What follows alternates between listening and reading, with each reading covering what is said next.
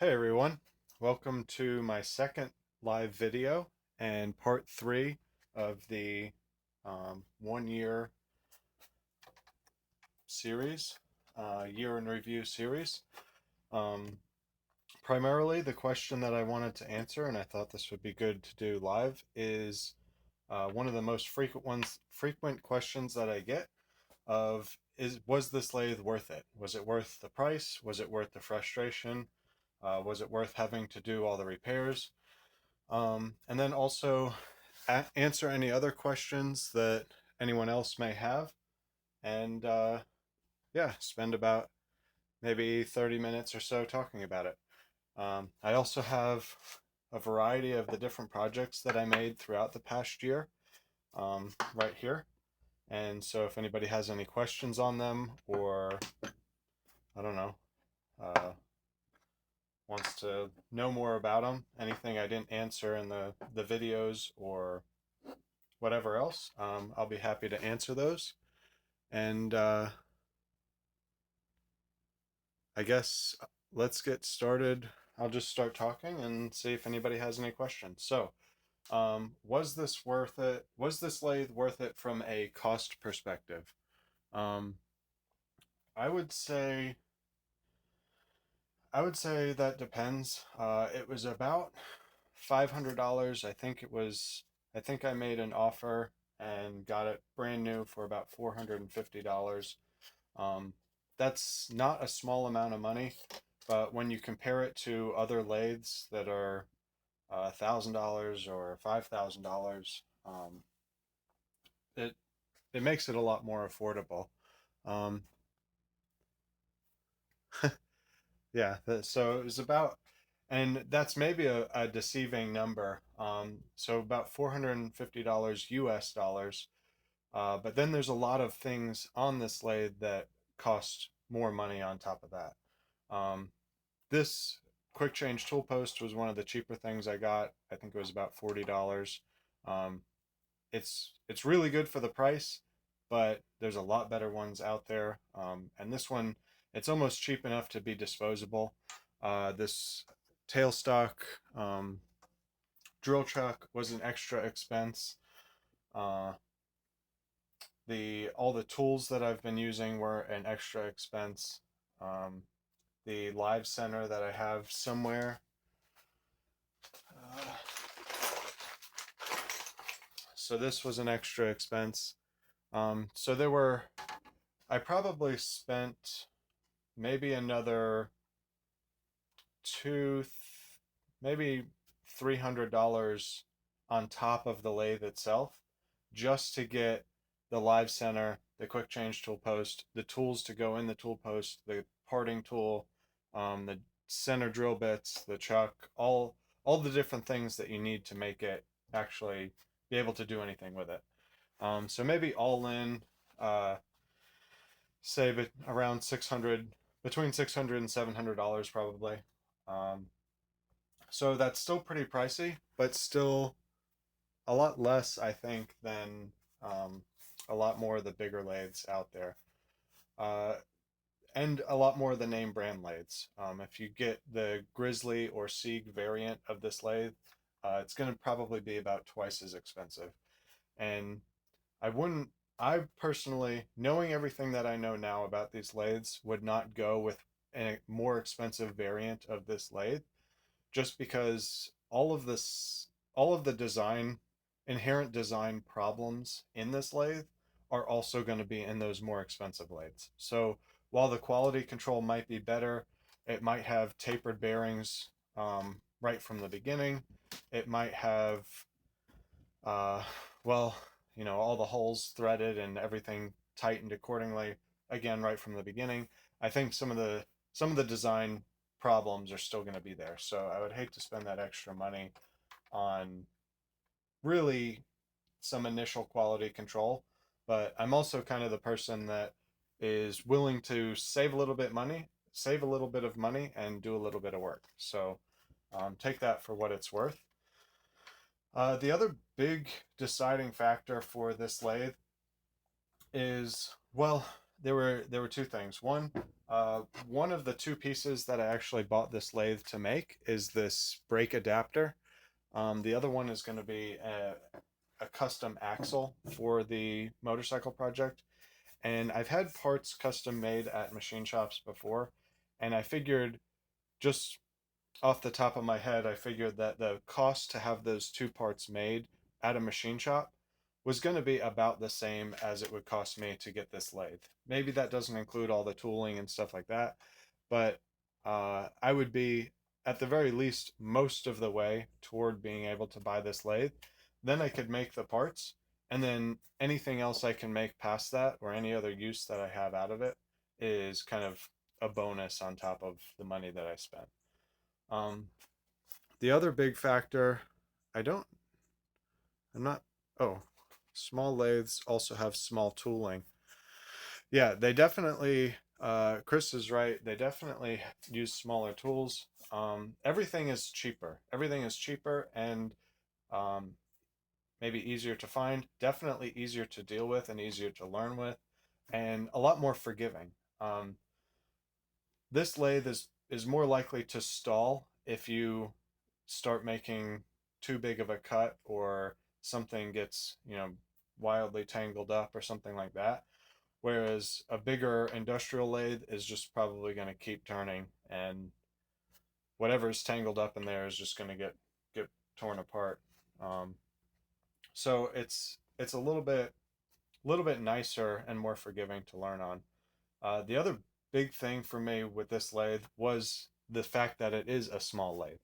I don't need the bigger lathes have a lot more rigidity, because they have a lot more weight, and then they also um, they can be, I guess they have a lot less slop in them, but the parts that I'm making are probably about the size parts that I'm always going to be making.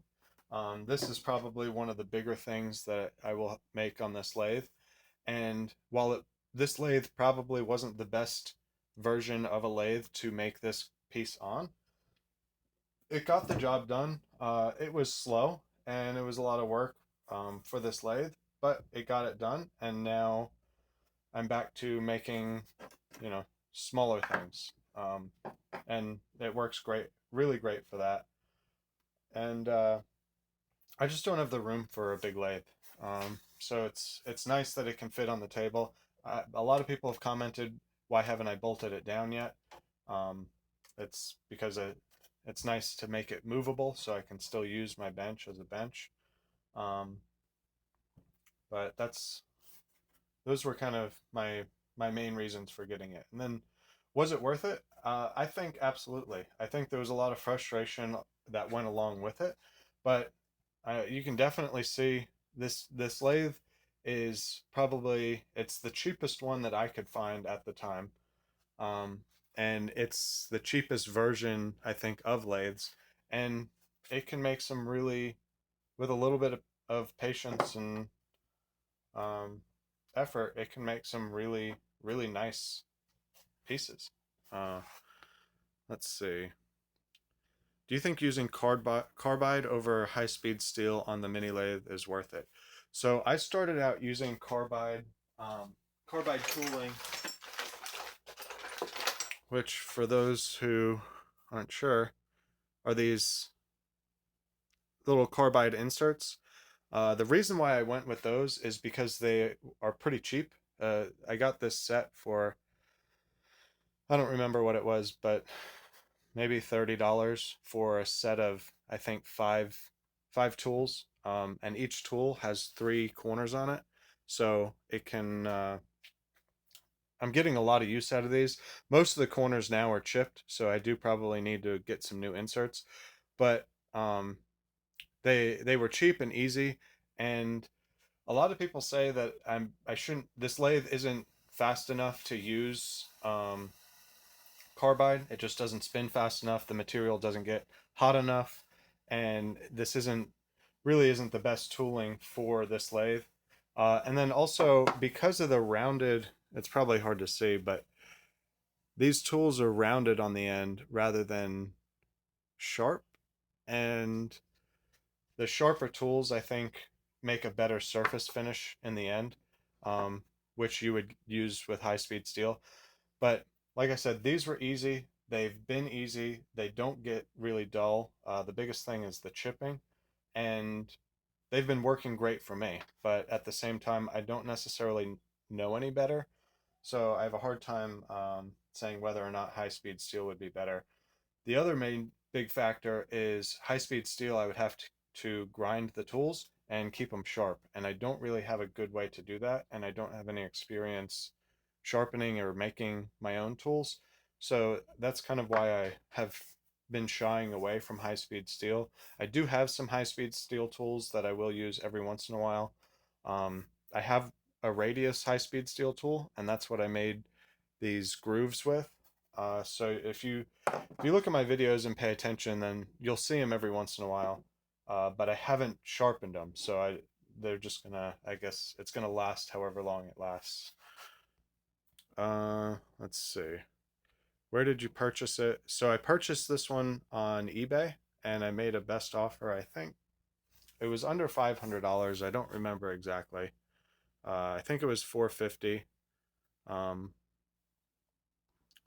Adam, been watching your videos for a long time. Keep up the excellent work. Thank you very much. I really appreciate it.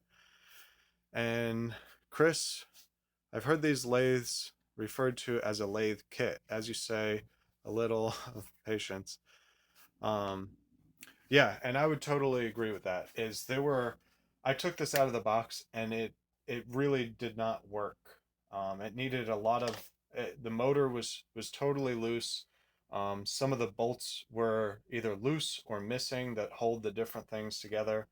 I had to put a shim in here uh, to because the this gear back here was too close to the other gear, so it was just binding up and really hard to turn.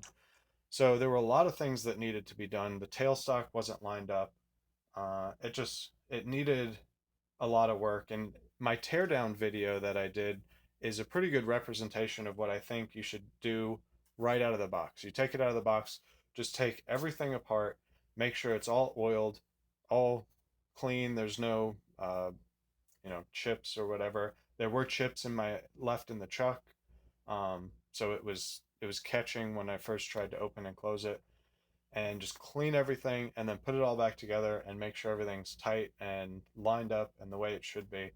And the good thing with that is you kind of, at least for me, you gain confidence as to what the different pieces are and how they work and what's going on.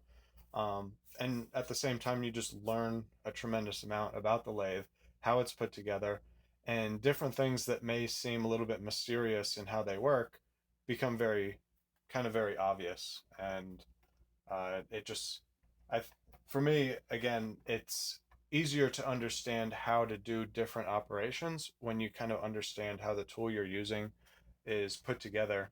And then to take that a step further, at some point, I'm sure I will be getting a bigger lathe now that I'm into the hobby this much.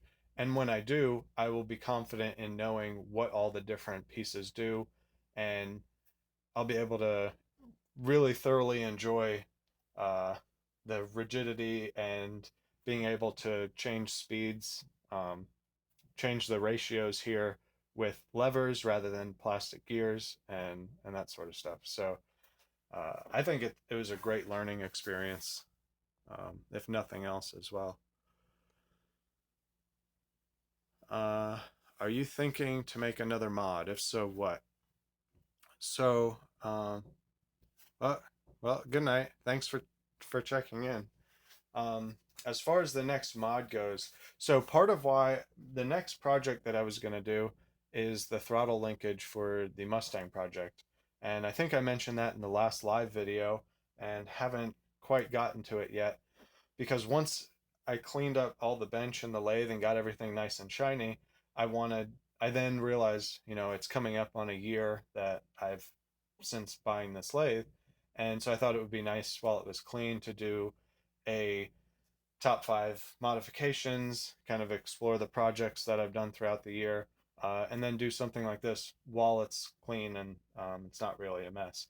The other thing, and kind of along the lines of bolting it down. And I guess it's sort of a modification that I do want to do is there's it's called a torsion box. It's basically put together like a floor in a house. So it's just a wood box with a top and a bottom, and are joists running um, from one side to the other, and it creates a very rigid box that doesn't like to twist. And I could create one of those, put this and do some, get some woodworking in this channel as well, but build one of those that this lathe can then be bolted to. It would still be very portable, but at the same time, it will bolt it down, hopefully improve the rigidity, and it would also get rid of this chip tray, which is a little bit narrow and kind of hard to clean. So I'll have a bigger area that I can just sweep the chips off of. And this lathe is very easy to tip, so it will at the very least make it less easy to tip. And then what would the two other kind of bonus features that I would get out of it are it would be a little bit higher, so it might be more comfortable to, it'd be a little bit closer to eye level, so it'd be more comfortable to use. I wouldn't have to bend down as much. And then I can also put some drawers in the front to store all the things like this and keep them clean. So even if there's chips all over my bench, I can just sweep them, open the drawer, and then I can have all my tooling and stuff, and it's clean and not full of chips. So that I need to do the Mustang linkage. That's something that I definitely have to do, probably sooner rather than later, but probably before this lathe gets to be a total mess again. Um, that torsion box is going to be probably the next modification coming up. Choose. Been looking for something for a while now for RC cars. Uh, Perfect for your apartment workshop. Yeah, this it might be a little bit noisy. Um, Maybe for your neighbors. I don't know how the arrangement is, but in terms of size, it would definitely fit in an apartment. The only thing that I would suggest doing is maybe put up like a shower curtain on the back wall or something, um, and then maybe one on the floor, especially if you drip oil into the chuck to um, keep it working right, or if you're using something like cutting fluid and pouring it on the part, as that spins, it's going to fling oil everywhere. So it might be a little bit messy on an indoor situation, but if it's just a small shop and you need the ability to make big round things smaller and round or square, then yeah, I think this is perfect. Again, I wouldn't this wouldn't keep up in a commercial outfit, uh, an industrial situation of any degree. But um, for hobby work, if I've been using it once a week now for at least once a week for uh, pretty much a year, and it's still running fine. I had to do a couple of things here and there, to take it apart, clean it. I did some upgrades and things to make it a little bit more usable. Um, but I haven't had any failures in terms of motor failures or controller failures or bearing failures, or even, and with the new ball bearing carriage setup that I did, a lot of people were very concerned that I was going to end up scoring the underside of the ways with the ball bearings. And that was a very legitimate concern, and also a concern that I had as well. But it's still very rigid. And if there's any scoring underneath there at this point, it's not enough to feel, even with my fingernail, I can't catch. The bottom of the waves still feels very smooth. So um, that ultimately has been a non-issue having those ball bearings in there, and it just has made it better. And I have had to adjust it. I guess they just get a little bit loose or whatever the case, and it's really nice to be able to tighten up the carriage without having to take it all apart and make the old way that the clamps went in, and it would make more sense. It'll make sense if you haven't seen this carriage lock video or I'm sorry, the ways, the carriage. I don't remember what I called it. I'll put a link in the description. If you haven't seen that video, then I go through and talk about the old way that this clamped on here and why this new way is easier. But I can just stick an Allen wrench in there and tighten it or loosen it or whatever, and that's really easy rather than having to take it all apart. So let's see. Can you show how you did the pen? Sure. And then love your channel. Do you think this type of lathe would be a good candidate for adding stepper motors to for more automated precision control? I think yes. I think a lot of people who want to build these hobby-sized CNC lathes, this is pretty much the base that they use. You can put a stepper on here, and you can control this. If it's CNC, you don't necessarily even need the compound slide at that point. Just because you can control, do path control, and then down here at the other end of the lead screw, you can just lock in the carriage, have a stepper hanging up over here, and then you would have full control. I guess you would need maybe some kind of sensor to know position sensor for the chuck, so you can keep these lined up if you wanted to do CNC threading, or that sort of thing. And then you could probably tap into the controller and change the speed and that sort of stuff. So yeah, I think it would be very doable, and I think it really wouldn't be a terrible amount of work. Probably even the way that this carriage is put together, I would imagine that you could take it and flip it around the other direction so the stepper motor is actually behind the lathe and not here in front of everything, which I think if I was going to do that, I think that would be the way to go. And maybe eventually when I get a big lathe and this one becomes retired, uh, maybe I'll turn it into a little CNC lathe. That would be a fun project. And then George, you're very welcome. Thanks for watching. And then Aaron, show how I did the pen. So this started out, it was just a single piece. Let me see if I have a piece.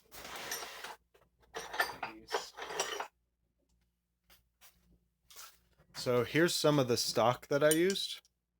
And I left the outer diameter of the cap and the outer diameter of this feature right here, just the raw material and raw diameter.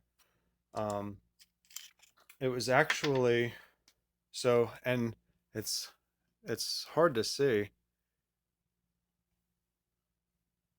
I guess you can barely see it, but the split for the cap is actually kind of in the middle rather than maybe back here where you might expect it to be. But this was actually a piece of material. This is going to be hard to do.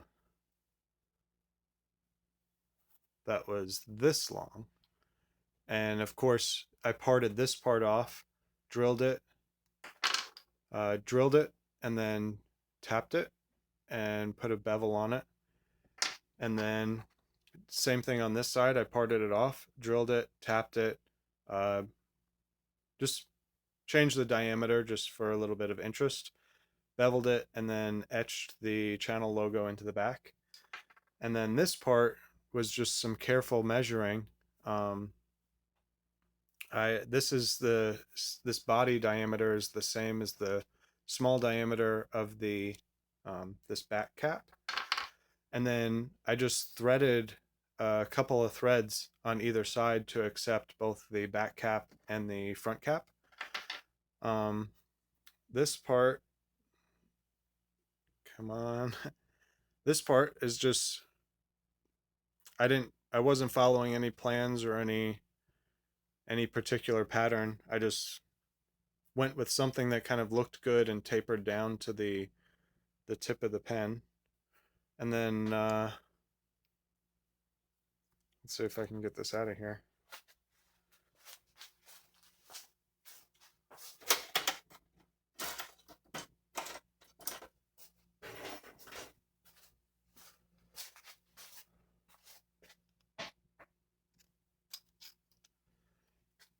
And then for the pen body, it's I drilled it from this side, the larger diameter, all the way through up to probably about here.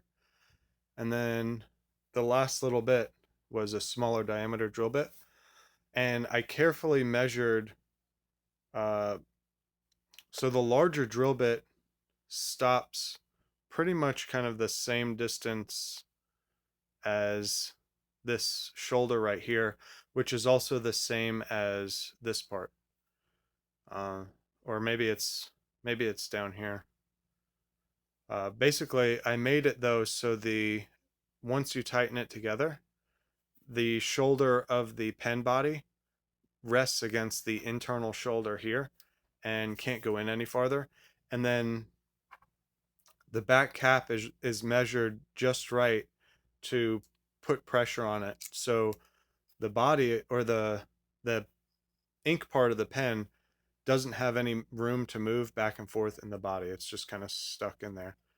And then this was all made as one piece. So that's how that goes together. And you can see I pushed it in, and that's as far as it comes out. And then with the cap on it, you can't push the pen backwards. Uh, most commercial pens, to make up any of that slop, have springs in them. So a lot of times you notice that even if a pen is not a click pen, it still has a spring, and that's just to keep tension on the ink. So when you start writing with it, when you push down, you don't feel any movement. And then this was another video that I actually did do of making this clip out of a piece of spring steel and just a small piece of brass. Just to, without it, it kind of rolled around the table, and it just looked almost like a piece of metal more than a pen. And so this, I think, gives it just enough interest, visual interest, to make it look like a pen, and oops, and not roll away from you on the table. So let's see. William, thanks. Will do. Speedy, thank you very much for watching. I really appreciate everyone who watches and comments, and even if you're quiet and enjoy the videos, that's good too. Uh, let's see. Thanks. I love the video. Keep up the good work. Very cool, Aaron. So yeah, this was, like I said, this was my very first project, and it was kind of ambitious, and I didn't start the project. So I put the piece of stock in the lathe and I just started turning. And then I thought, well, maybe I can make a thing with a hole and some threads in it. And so I did that. And then that went well. So I was like, well, maybe I can make, another thing that has threads on it that they can connect. And so I just kind of kept I made it kind of one step at a time without really a plan to make a pen. And if I planned it out, I probably would have videoed it, but I probably finished this at, I don't know, maybe 3 or 4 in the morning. And it was just when I finally got the lathe working, and I was like, I just want to make some chips, and kept turning it and ended up with a pen. So, yeah, that was cool. This is also a pretty neat thing. Some people have mentioned there's a threaded rod in here, and I could have done threads at one end and the other end, and then that way I could turn it a little, slide it forward, and then lock it in, rather than have to turn it all the way. And that would have been probably a better design. I would have had to be a little bit more precise on my measurements that I was making. Because this was pretty much, I kind of just thought about this for a while, and then drew it out on literally the back of an envelope, and then just decided to put it together and see how it would work. So if you're tired of making a pen, or if you've already made a pen and you want something else, this is kind of a cool, useful tool that you can also make. It's a retractable scribe, and then it's something that you can throw in the toolbox and not break the tip off the scribe, or throw it in your pocket and not stab yourself in the leg. So this is another cool kind of pen-esque thing. I think also upcoming with in conjunction with the wood lathe. So I really did like this project in that I got to incorporate the wood lathe that I got recently with the metal lathe and make something that is kind of more than either lathe can do individually. I guess you could do wood on the metal lathe, or well, I guess that's unfair to say, but it would be a lot easier to do with one of each. So I think it would be cool to start making, do like a pen tutorial, not just of making the pen, but also making the mandrel to hold it on the lathe and maybe some other pieces, and not use a pen kit. Uh, use use some wooden pieces, but make like all the rest of the stuff that you would get in a traditional pen making kit. I think that would be fun. Any plans for bigger machinery in the future?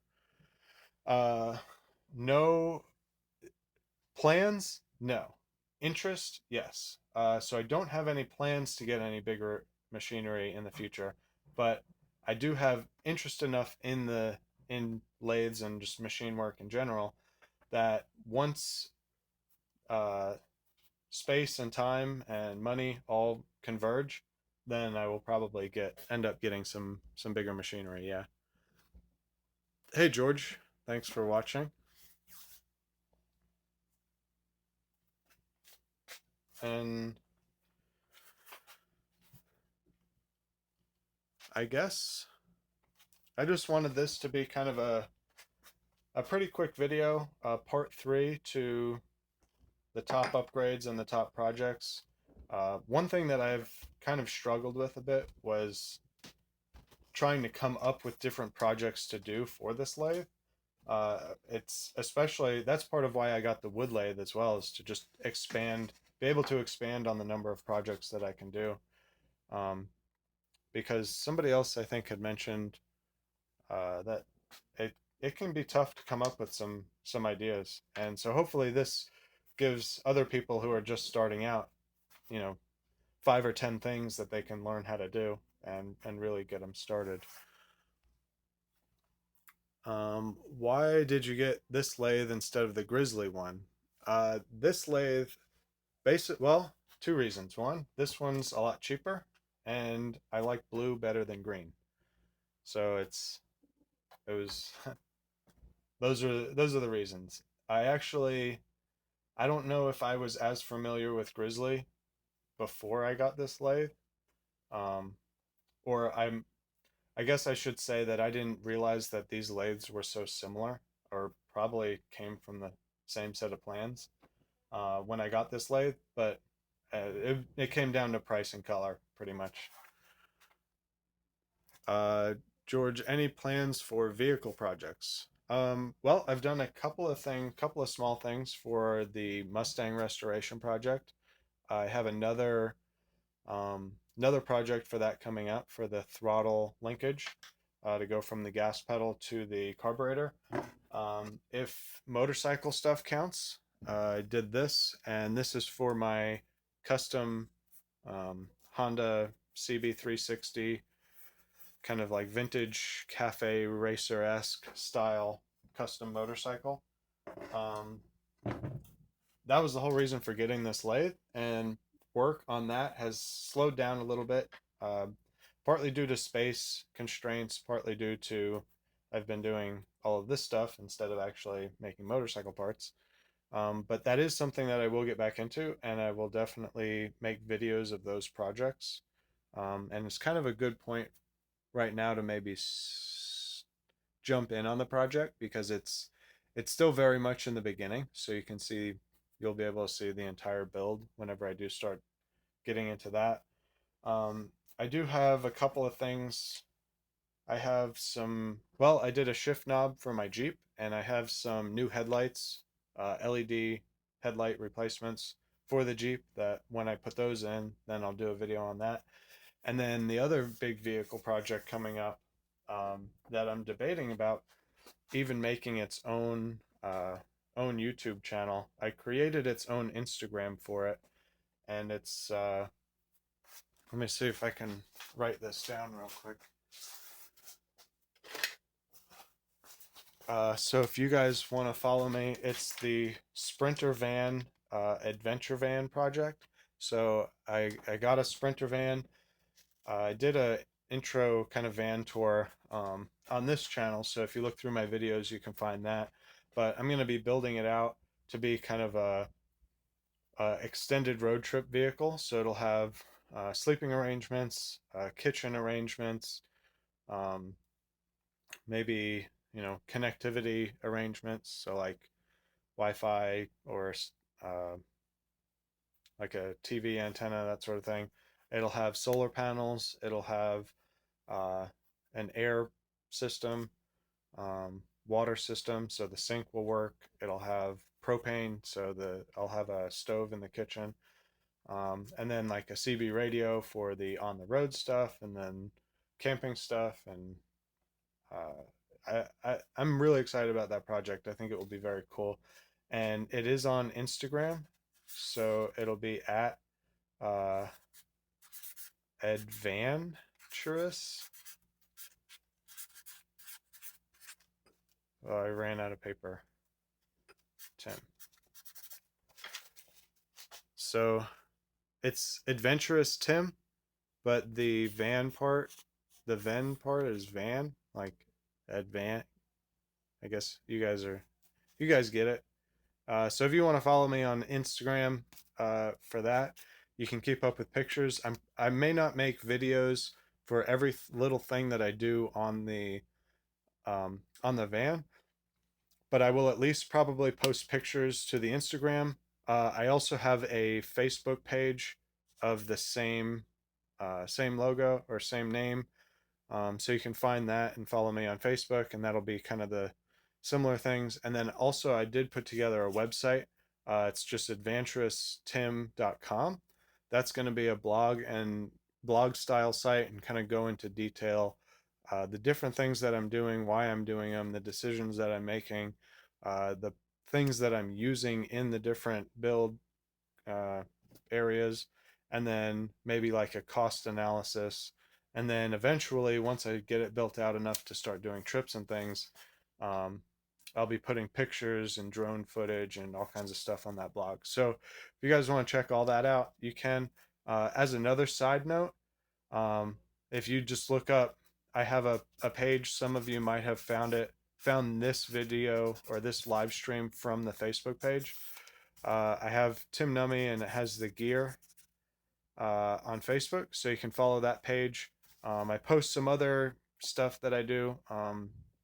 I'm growing a bunch of peppers this year, so I'm gonna have about, I think, 20, probably 2 dozen pepper plants, and I'm gonna post kind of progress pictures about how those peppers are doing, and just maybe other projects that I do around that are small enough, too small for a video, but maybe enough for a picture or something. So if you guys want to follow me on those other things, if you like what I do, you can follow me there, and that would be very cool to get my follower numbers up. Yeah, I need more on the Honda Cafe Racer. Yes, I I really want to do more work on it. I got so far so it's all completely stripped apart. Um, I got this made. I have GSXR front forks for it, so it'll have the whole kind of modern front end. Um, and then so far, I got the entire motor totally rebuilt, uh, sandblasted, painted. Unfortunately, I did all that before I started doing YouTube, so all I have is pictures. There is a build. I did. I have been posting, or at least I was posting for a while on I think it was buildtheton.com, the forum for custom, like vintage, that style of motorcycle. So I was posting on there. I'll throw that link on the bottom as well. And um, you guys can check out the motorcycle project. Maybe if you if there's enough people interested, definitely comment below and check out the Adventurous blog. And then if you think that that would be kind of another cool outlet to be able to follow the different things that I do for the motorcycle, check it out. Maybe I'll put together a just TimNummy blog where I can go into more detail, uh, like I would on the forum. But I don't know. If you guys have any thoughts or suggestions of things you'd like to see me do, or different types of online presence or social media or whatever that you'd like to see me be a part of, or be a part of, um, just let me know in the comments and we'll try to make it work. I think that would be kind of cool. Hey Keith, thanks for joining. And yeah, basically a 60s VW van, pretty much. The modern version of the old VW vans. And I think it would be cool too.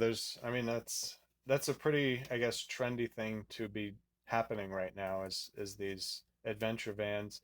A lot of people are doing them full time. I don't know that I would do it full time, at least not yet, because I wouldn't be able to do things like the lathe on the van. And my problem is that I have too many hobbies, uh, which I guess is a gift and a curse. But I think it would be cool to maybe meet up with other YouTubers on the road, and maybe we can cross paths, and I don't know, show each other on each other's channels. Or I just think that could be fun.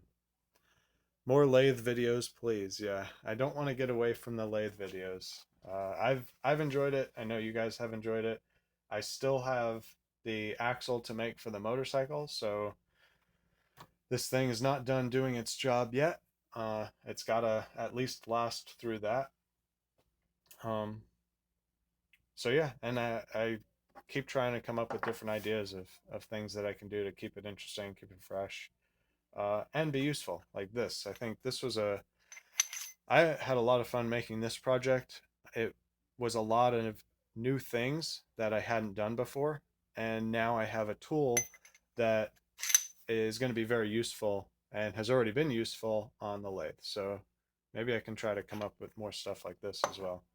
And then don't forget, we're getting pretty close to the 25,000 subscriber mark. And when that happens, this will have a sibling in the shop of a little fun-sized mill as well. So that'll really open the door to some new project ideas and different things that I'll be able to do. So if you're new to this channel and you haven't subscribed yet, definitely subscribe so we can be that much closer to 25,000. And then also so we can see all the fun stuff that I come up with for the mini mill as well. How did I learn so much about machining and engineering and all this stuff? Oscar. Uh, and spring-loaded tailstock to help on the tapping threads. Yeah, so, well, the spring-loaded, uh, I'd be, it might could work. I'd be worried that I'd have to do it in such a way that if this caught and started spinning, the spring wouldn't get tangled up. And then, yeah, this does need some kind of handle on it. I realized my mistake by not including that, having used this a couple of times so far. So, but I have the material, I have the room to do it. It's just a matter of doing it. And then how did I learn so much about this? I think part of it is I've always been interested in this garage hands-on, like gearhead type stuff. Um, so I started young learning about this stuff, just because I thought it was interesting. Um, and then did a lot of it. Eventually went to engineering school, so I am technically a mechanical engineer. Uh, let's see. Someone needs a mill yesterday. Yes. Yeah, and YouTube has helped. It's interesting because it's funny how some of this stuff I go onto YouTube myself first, then I learn how to do it, and then I just come back around and make a video to put back out on YouTube of kind of my interpretation of whatever I just learned. So, yeah, YouTube's a great resource, and hopefully that I'm helping as well with that. Um, The format and length of your videos is great. I'm glad Hackaday picked up on a few of them. Yeah, I wish it would be. You guys can submit them too, I guess. I've submitted them, so I think that's how they've found them. But it's definitely flattering. I'm sure they get a ton of submissions um, often, so it's really cool that they've been picking my stuff and putting it on the front page.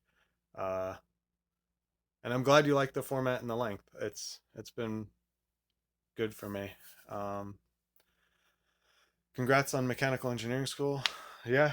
So it's funny. I went to school for mechanical engineering out of interest in this stuff, and now I've learned, kind of the science behind a lot of it, and then now I write software. So it's I guess if you're gonna have a hobby, you might as well just go in the hobby as much as you can.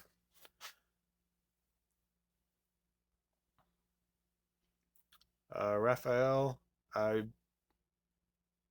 don't understand what you said.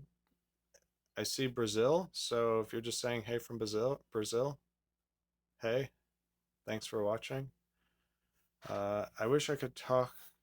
I wish I could talk a certain someone into getting rid of a 1J. Ooh, yeah, that's going to waste. Those should never go to waste.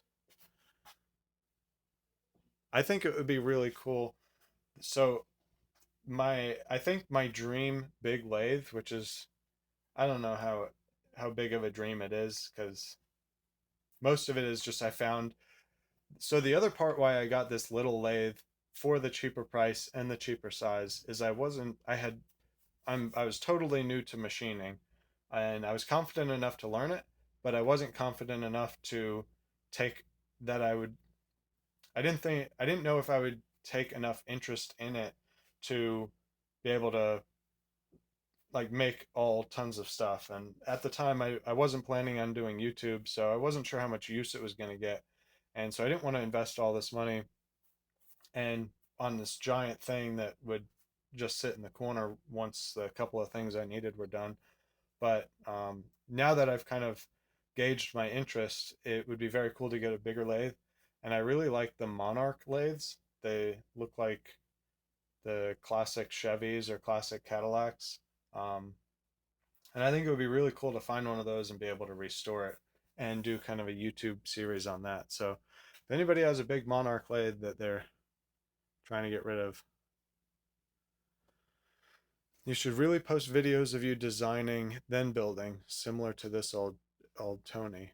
Uh, and yeah, machinery does get very expensive very quickly. Um, and there are, as cool as it is to have the big machines, there's a balance of making it worth it financially, making it worth it space wise.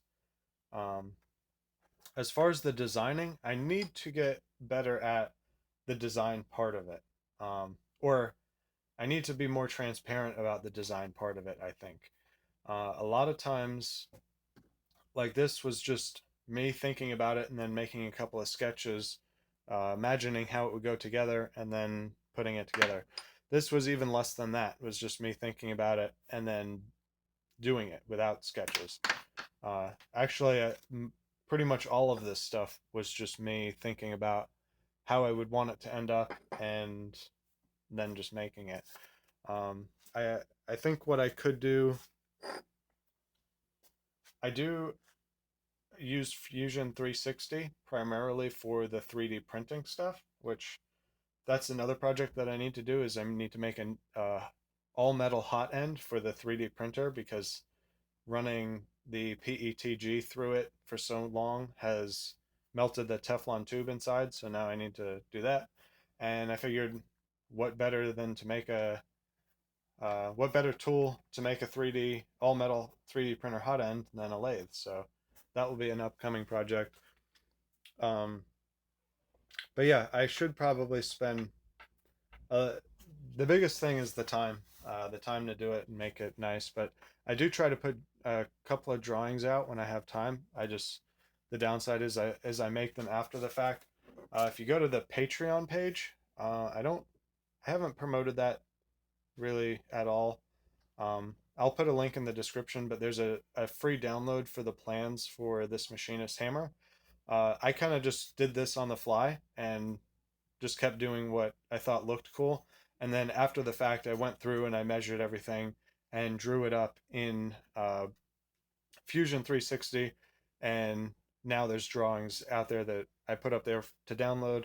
If you feel like contributing, then I would hugely appreciate that. But the plan is free whether the plans are free whether you contribute or not. And then, I'd love to see if anybody does make their own machinist hammer from those plans.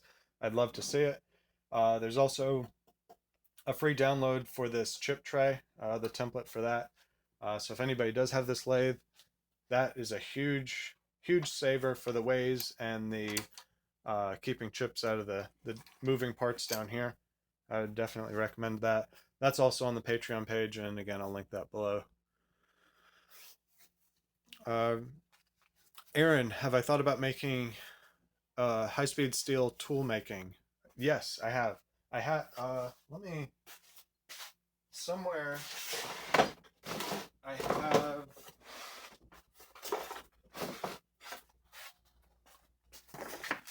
So this was the carbide tool, the box that the carbide tools came in. So it came with these 5 tools, and they each have 3 tips. They have the indexable inserts, so these are really nice and easy. But I do have in my box of extra parts, and this I just got off eBay. There's a few more. I got some high-speed steel tools, so I have some. They came pre-sharpened and also pre-cut, so I can use them if I need these particular shapes. I've used them a couple of times for various things to make a radius on something that just the carbide insert can't make a radius. So I've used them there. I don't have a good way to sharpen them or shape them. And I've never sharpened or shaped a high-speed steel tool. So I'll have to get the proper grinder set up for that and then learn how to do it. It's probably not as hard as it may seem, but it's just, excuse me, it's just time and space and money and all that stuff when the carbide tools have been doing well for me in the meantime.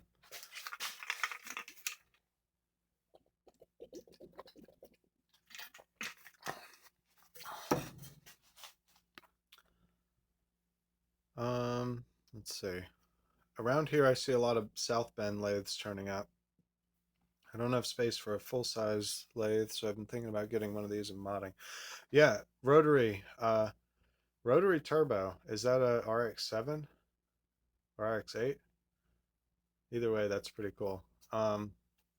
Yeah, that was my thing. And the problem is you can buy there aren't very many lathes that are reasonably affordable that are new or in good condition. And so that was another kind of deciding factor is you might could find a lathe for $1,000 that's a bigger lathe, but it might need whatever work done to it. And without having any personal experience on a lathe at all, I didn't want to get something that I then had to fix without really knowing how it was supposed to work to begin with. This, I kind of ended up with that anyway, but it was easy to learn with this. Fewer pieces, and then like I've said on this live stream earlier, this is a lot more forgiving. Everything's a lot smaller, and you can. I don't want to say it's not dangerous, but you can make bigger mistakes and have them be less of a problem as they potentially would be on a larger lathe, which I'm not trying to say that there's a false sense of security with this lathe, but it's a bit more approachable than a big lathe. So that's part of why I follow foreign channels. Raphael, you are too much. I learn a lot with you. A pity not to be fluent in your language. I'm a toolmaker in Brazil. Hey, that's very cool. and Rafael in Brazil. Uh, I'm glad that you follow my channel. I wish I spoke Portuguese so I could do some Brazilian shows. I think it's probably I I think people who can speak multiple languages, I think that's just totally fascinating. And I've gone to a variety of different countries around the world, and everywhere I've gone makes it pretty easy to get by knowing English because everybody seems to know their language and English. So it's hard to get, especially in France, was really nobody really wanted to speak French, try to speak French to me. They heard my accent and then immediately started speaking English. So they kind of made it hard to learn. But either way, thanks so much for watching, and that's very cool. Uh, Thanks for all the videos. I bought a similar lathe because of me. Oh, well, that's oh, two people from Brazil. Very cool. Well, I Caesar, I hope you enjoy it. And I'm really glad to have inspired you to get into the mini lathing. And rotary was a RX-7 at 1.2, neither turbo. Well, I guess two RX-7s are kind of round up to a turbo maybe.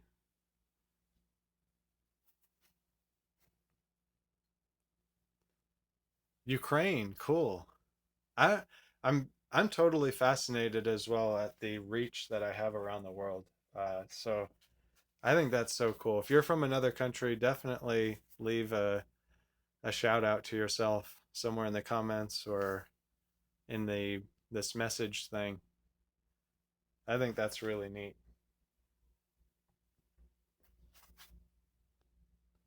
Greece, cool. I love that. So who's going to give me a place to stay when I travel to your country?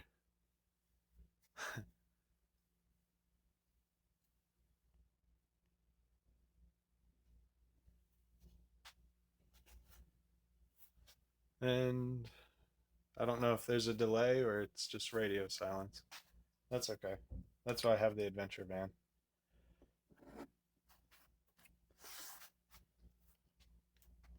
Ah, Caesar, cool. Well, if I so the first thing that I might try to do with the adventure van is maybe head to Alaska, or the first big trip, or like the first extended trip maybe. Um, this the definitely happening, but not sure when someday trip is going to be to Alaska.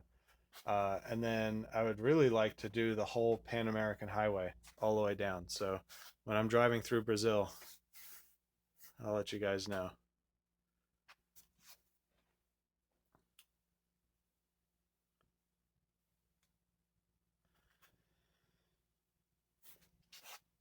All right. Well, it's been about an hour. I was going to try to limit this to 30 minutes, but I've been enjoying myself and I think you guys have been too. Um, but I think I'm going to wind it down. Portugal. Cool. So I got Portugal, Greece, Brazil. I think there's somebody else from somewhere else earlier. I don't remember. Uh, oh, there's somebody that wrote in, I don't know what the language is, but I can't understand it. Middle Eastern. So sorry, but thanks for watching. I wish I could understand. Uh, oh, two people did. Well, I don't know where that message went.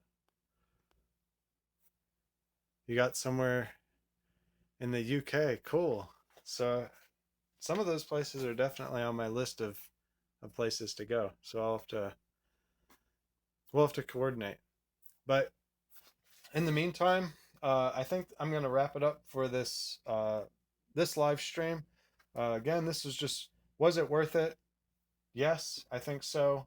For me, if you're trying to learn, if you're trying to save money, if you're trying to save space, I think it would be worth it for you. I think these lathes get a lot of bad press on the internet for being not big industry ready lathes. Um, and they're definitely not big commercial lathes. But as you can see, they're very capable of making some very nice pieces. And with more patience than probably I give it, you can even um, get some nicer pieces out of it. So if you're trying to get into it, I would recommend it. Check out the parts 1 and part 2 of this, where I do the top 5 upgrades to the lathe that I think what I think is the top 5 upgrades, having used it for the past year. Um, some things I still need to do, like the taper bearings. I'm kind of waiting for those to burn out before I put new taper bearings in or put new bearings in. But we'll see how that goes. And then part 2 was supposed to be my top 5 favorite projects, but each one had brought something new and unique to the table. So I couldn't pick just 5, so I picked 15. So check that out. Links to all the other videos are in the descriptions.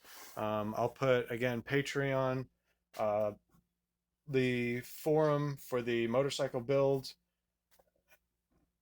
and I'll put uh, the link to the Facebook page where I will be posting some other stuff right now. There's some gardening stuff for peppers up there. Um, mostly it's going to be Mostly it's going to run parallel to the things that are on this channel, but also other random stuff that I do that isn't significant enough for a video, but might still be cool. Someone might still think it's neat. Um, Adventurous Tim, all one word, is if you look on Instagram and Facebook, I'll put that link below too if you're interested in the van specific stuff. So I'm building the adventure van, and I really appreciate everyone watching. Argentina, very cool. Thank you for your vids. See you in the next one. And yeah, so thank you guys for watching and being a part of this and supporting me all the way through. Hopefully we have another good year with the mini lathe, and hopefully we can do another one of these live streams sooner rather than later. And I'll try to make it so I can give you guys more notice. But again, I will also post on Facebook before I get out here, and I'll post in the community tab. I don't know how fast that sends a notification out to everyone, but I do post in there kind of while I'm setting up for the live stream. So hopefully it's not just a total surprise for everybody. And let's see. Did you try this lathe for bronze? For bronze, not bronze, but I've done a number of brass things. So there's this little nut and screw. There's the pieces of this. There's this thumb screw. The middle of this yo-yo. The end of this hammer. And the Duresta, the TimNummy edition Duresta style ice pick.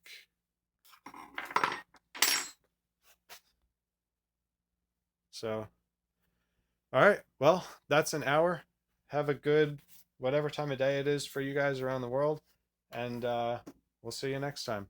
Ooh, one more thing. Um, I'll put this link in the description as well. The spare room tool making competition is coming up again this year. The hammer was actually my entry for last year, and it didn't win, but it was a very successful video, so it was worth doing. Um, I don't remember what the rules are. I'll put the link in the description. I think you have to make a tool out of a single piece of stock. So if you guys have any ideas of a tool that I could make out of a single piece of stock that you think would be cool to see, post those ideas in the comments.